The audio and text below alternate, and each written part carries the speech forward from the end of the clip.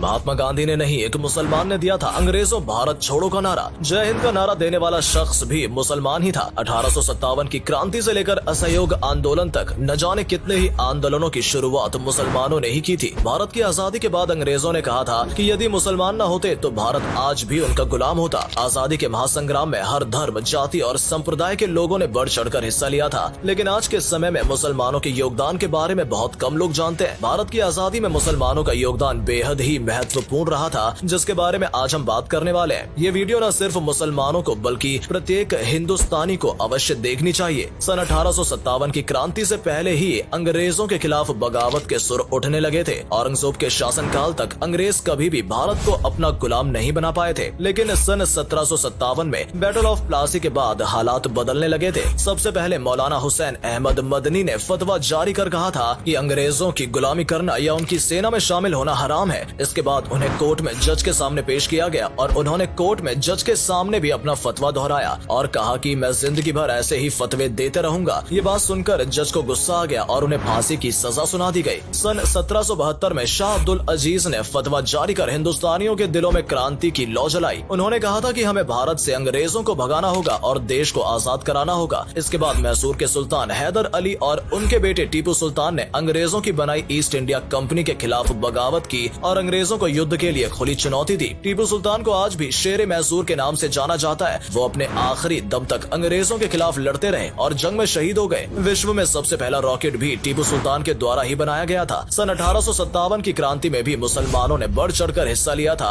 इस क्रांति का जब भी जिक्र होता है तो अक्सर केवल मंगल पांडे का ही नाम लोगों की जुबान पर रहता है, लेकिन पीर अली खान ने और बख्त खान जैसे कई मुसलमान योद्धा भी इस क्रांति का हिस्सा बने थे। पीर अली खान ने 50 बंदूकों का जुगाड़ किया और अंग्रेजों के खिलाफ बगावत कर दी। उनके विद्रोह के कारण अंग्रेजों ने उन्हें जेल में बंद कर दिया था और बदसलूकी की। पीर अली खान के कई साथियों को अंग्रेजों ने फांसी की सजा सुना दी थी, लेकिन कुछ समय बाद वो बाहर निकले और करीब 200 क्रांतिकारियों को उन्होंने अपने साथ फिर इकट्ठा किया। बिहार के गुलजार बाग में अंग्रेजों पर हमला कर दिया। इस दौरान अंग्रेजों का एक कमांडर मारा भी गया था, लेकिन अंत में वो भी अंग्रेजी हमले का शिकार हो गए और उन्हें भी फांसी की सजा सुना दी गई। इसके अलावा सैयद अलाउद्दीन हैदर ने भी 300 लोगों की एक रेजिमेंट बनाई और अंग्रेजों का सामना किया। वहीं तुर्रेबाज खान एक ऐसे मुसलमान थे जिन्हें काला पानी की सजा के दौरान गोली मार दी गई थी। उनकी मौत के बाद उन्हें हैदराबाद लाया गया और फिर से फांसी पर लटकाया गया। तो अंग्रेजों मुसलमानों का कितना खौफ था, ये इस बात से साफ जाहिर हो रहा है। इसी महान क्रांति के दौरान मौलवी अहमदुल्ला शाह ने जब अंग्रेजों का पुरजोर विरोध किया, डर के मारे अंग्रेजों ने मौलवी महमूदुल्लाह शाह पर 50,000 रुपए का इनाम घोषित कर दिया, जो उस समय के हिसाब से बहुत बड़ी रकम थी। एक राजा ने पैसों के लालच में आकर अंग्रेजों से मुखबरी कर दी और अहमदुल्लाह शाह को अंग्रेजों ने फांसी पर लटका दिया। सन 1919 में शौकत अली और मोहम्मद अली ने खिलाफत मूवमेंट की शुरुआत की थी। इस आंदोलन में अनेकों मुस्लिम नेताओं ने उनका साथ दिया। इसी दौरान मोहम्मद अली जौहर और मौलाना अबुल कलाम आजाद ने ही सबसे पहले अंग्रेजों के सामान का बहिष्कार करने की रणनीति बनाई थी और बाद में इसी बहिष्कार को महात्मा गांधी ने असहयोग आंदोलन का रूप दे दिया।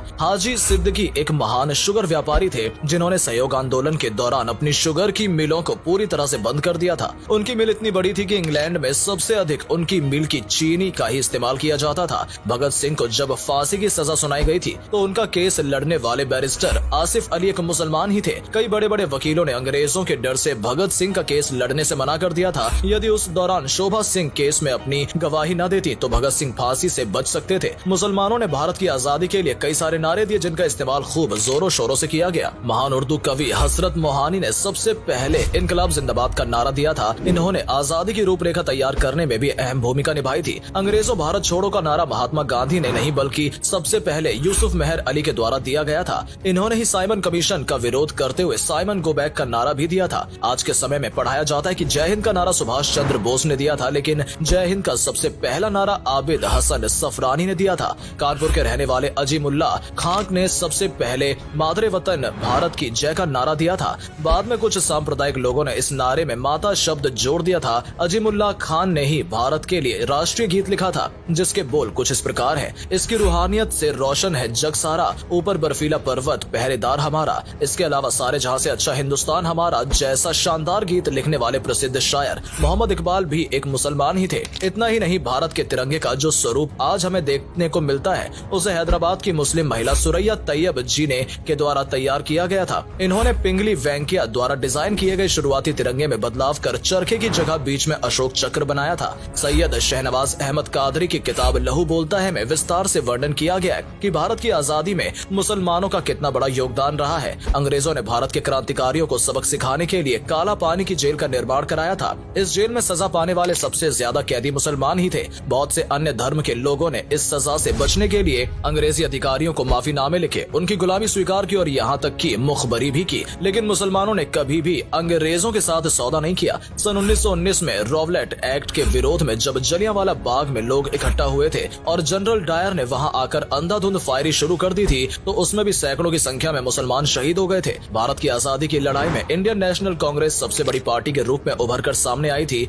इस पार्टी में 9 बार मुसलमान अध्यक्ष बने थे। साथ ही मुस्लिम लीग ने भी अंग्रेजों को खदेड़ने में अहम भूमिका निभाई थी। सन 1857 में उत्तर प्रदेश में दारुल उलूम देवबंद की स्थापना की गई थी। इसकी स्थापना मोहम्मद कासिम ननोतवी, फजलुर रहमान उस्मानी और सैयद मोहम्मद आबिद ने मिलकर की थी। बहुत कम लोग ये बात जानते हैं कि इसकी स्थापना अंग्रेजों को भारत से भगाने के लिए ही की गई थी। इस मदरसे का उद्देश्य ऐसे क्रांतिकारियों को पैदा करना था जो आगे चलकर भारत की आजादी में अपना योगदान दे सके, और ऐसा हुआ भी। दारुल उलूम देवबंद से पढ़ने वाले कई मुसलमान क्रांतिकारियों ने भारत की आजादी के लिए अपना सब कुछ न्यौछावर कर दिया था। अशफाक उल्लाह खान जैसे महान क्रांतिकारी को केवल 27 साल की उम्र में फांसी दे दी गई थी। सन 1921 में केरल के मोपला आंदोलन हुआ था, जिसमें हजारों की संख्या में मुसलमान वीर गति को प्राप्त हो गए थे और न जाने कितने ही मुसलमानों को जेल में बंद कर दिया गया था। डॉक्टर भीमराव अंबेडकर को पहचान दिलाने में भी मुसलमानों का अहम योगदान रहा है। साल 1946 में बाबा साहेब ने जब चुनाव लड़ा तो दलित होने के कारण उन्हें हार का सामना करना पड़ा था। इसके बाद मुस्लिम लीग ने उन्हें बंगाल के मुसलमान बहुल इलाके से चुनाव लड़वाया और उन्हें जीत दिलाई। इसके बाद ही बाबा साहेब अंबेडकर संविधान सभा का हिस्सा बने और आज उन्हें संविधान के जनक के रूप में जाना जाता है। हाकिम अजमल खान ने आजादी के आंदोलन में गांधी का भरपूर साथ दिया था। बहुत से लोगों का ऐसा भी मानना है कि इन्होंने ही गांधी जी को सबसे पहले महात्मा का टाइटल दिया था। आपको जानकर हैरानी होगी कि इस्लाम धर्म से प्रभावित होकर महात्मा गांधी के बेटे हरिलाल गांधी ने अपना धर्म बदलकर इस्लाम धर्म कबूल कर लिया था और अपना नाम भी अब्दुल्ला रख लिया था। दोस्तों, इसके अलावा भी न जाने कितने ही मुसलमानों ने भारत को आजाद कराने में अपना अमूल्य योगदान दिया है। जब जब जरूरत पड़ी है, मस्जिदों को किले की तरह इस्तेमाल किया गया है। मस्जिदों में रहते हुए ही